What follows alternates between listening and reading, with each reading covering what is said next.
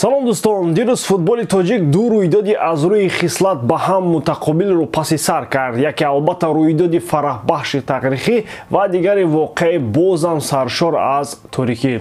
Нахуст биёед аз рӯйдодҳои хурсандиовари таърихӣ оғоз кунем. Инам қаҳрамониҳои хуссаи футзалбозони тоҷик аст, ки чӣ гуна қаҳрамонони феълӣ Осиёро аз идомаи рақобатҳо бенасиб карданд.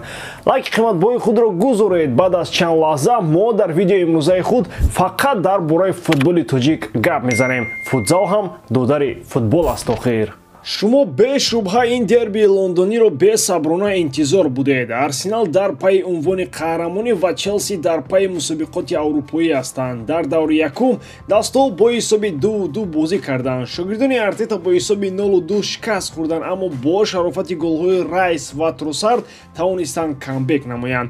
Оё дар майдони Эмирейтс ин бозӣ низ дурахшон ва шавқовар мегузашта бошад? Тамошои рақобатро бо 1x бозам ҷолибтар гардонед. Дар он ҷо регистратсия осон пур кардани маблағ аз тамоми гӯшаву канори дунё, вале аз ҳам муҳим бонус то ҳаҷми $100 дар аввалин пардохт бо промокоди AMG 0777 ссылкаи бозӣ дар комментарияи ин видео. Мунтахаби Футзали Тоҷикистон бо ишғоли зинаи аввал дар гурӯҳ ба марҳилаи чорякниҳоии Ҷоми Осиё 2024-ро хат гирифт ва баъди ин пирӯзӣ мунтахаби моро аз рафтан ба Ҷоми ҷаҳонӣ як қадами дигар ҷудо мекунад. Мусовии 1-1 дар бозии охирини гурӯҳӣ бо мунтахаби Ҷопон бароямон басандагӣ кард то ҳангомасозӣ кунем. Ростӣ дар бозии дигари кореягиҳо сахт ба мо кӯмак карданд ва ба дарвозаи рақиби асосии мо қирғизҳо 5 гол равон намуданд. Баъди мусовии 5-5 Қирғизистон бо Кореяи Ҷанубӣ аз рӯи нишондодҳои иловагӣ дастаи Пайрав Воҳидов бо ишғоли зинаи аввал аз гурӯҳи хеш баромад. Гапзани асосии гурӯҳи С дар рақобатҳои қоравии Таиланд маҳз футзалбозони тоҷик шуданд, ки тавонистанд ҳамсояҳои қирғизро дар қафо гузоранд ва ду гранди осиёиро аз идомаи рақобатҳо маҳрум кунанд. Бозии мушкил ва асабхарош баҳри мухлисон зидди ҷопониё албатта бо як ҳаяҷону хотираҳои фаромӯшнопазир паси сар гардид, махсусан баъди оне ки мунтахаби мо аввалин шуда гол сар дод. Вале аз ҷониби дигар қирғизҳо дар бозии худ муқобили кореягиҳо дар ҳоли мағлубият буданд, ки ин моро шод кард. Дар идомаи рақобат бачаҳои Пайрав Воҳидов албатта тавонистанд натиҷаи бозиро баробар кунанд. Ҳарчанд ки қирғизҳо талош ба самти пирӯзӣ менамуданд, муборизаҳои беамони футзалбозони Корея ва мусовии 5-5 дигар ба додашон нарасид.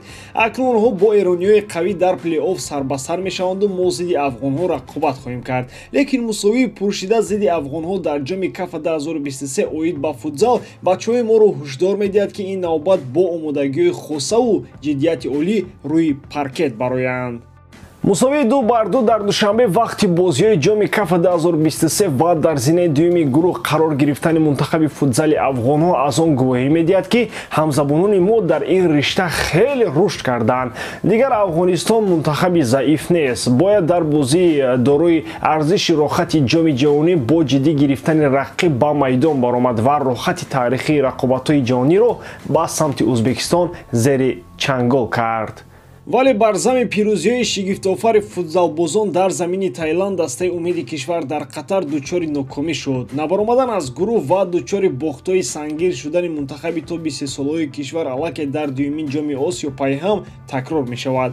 2 сол пеш дастаи умеди мо дар Ӯзбекистон бидуни задани ягон гол ва берун овардани 10 гол аз тӯри дарвозаи худ дасти холӣ ба ватан баргашта буд. Ин маврид бошад мунтахаби олимпии кишвар дар ду бозии нахуст дар Қатар 4 голӣ аз берун кард ва аллакай баъди 2 давр умедҳои баромадан аз гурӯҳро барбод дод. Мо албатта атрофи имкониятҳои математикии мунтахаб баҳри баромадан аз гурӯҳ гап ҳам намезанем. Ҳарчанд ки шогирдони Мубин Эргашев дар бозии сеюми марҳилаи гурӯҳӣ зидди Таиланд бо ҳисоби 1-0 пирӯз ба даст оварданд, ин дигар барояшон ҳеҷ фоида накарду танҳо малҳами сабуке аз бохтҳои дардовар шуд. Сармураббии мунтахаби то 20 солаҳои кишвар Мубин Эргашев бошад ҳамоно баъди набаромадани даста аз гурӯҳ дар худи Қатар аз истеъфои хеш эълон кард. Аз гурӯҳи С бошад мунтахабҳои Арабистони Саудӣ ва Ироқ рохати марҳилаи чорякниҳоиро ба даст оварданд. Мунтахаби умеди мо бо чунин бозии берангу бенур тамоман ноумедиҳоро бар ҷой мегузорад ва мушкил аст гуфтан, ки бо чунин шакли бозӣ атрофи ояндаи дурахшон метавон ҳарф зад. Хулас ки тими ҷавонони Тоҷикистон, ки ояндаи футболи тоҷик аст, дар чемпионати Осиё 2 маротиба пайҳам дучори шикаст мешавад ва бояд Федератсияи футбол дар ин бора чораҳои зарурӣ андешад. Мубин Эргашев гӯё худаш истеъфо дод, аммо мантиқан гирем 2 соли дигар тими ҷавонон дар ягон мусобиқа иштирок намекунанд. Акнун насли футболбозон ҳам нав мешавад ва ҳатман мураббии арзанда бояд таъин гардад. Бар замми ин сари системаи бунёди мактабҳои футболӣ ва инфрасохтори зарурии варзишӣ низ кор бояд кард. ба ҳамин тамом бовар дорам ки эҷодкории ман ба шумо писанд меояд. Лайк, комментария ва дар канал обуна шуданро аз ёд набароред. Бо шумо мисли ҳар вақта Муҳаммад Гаиров. Хай бародарон, дар паноҳи Аллоҳ.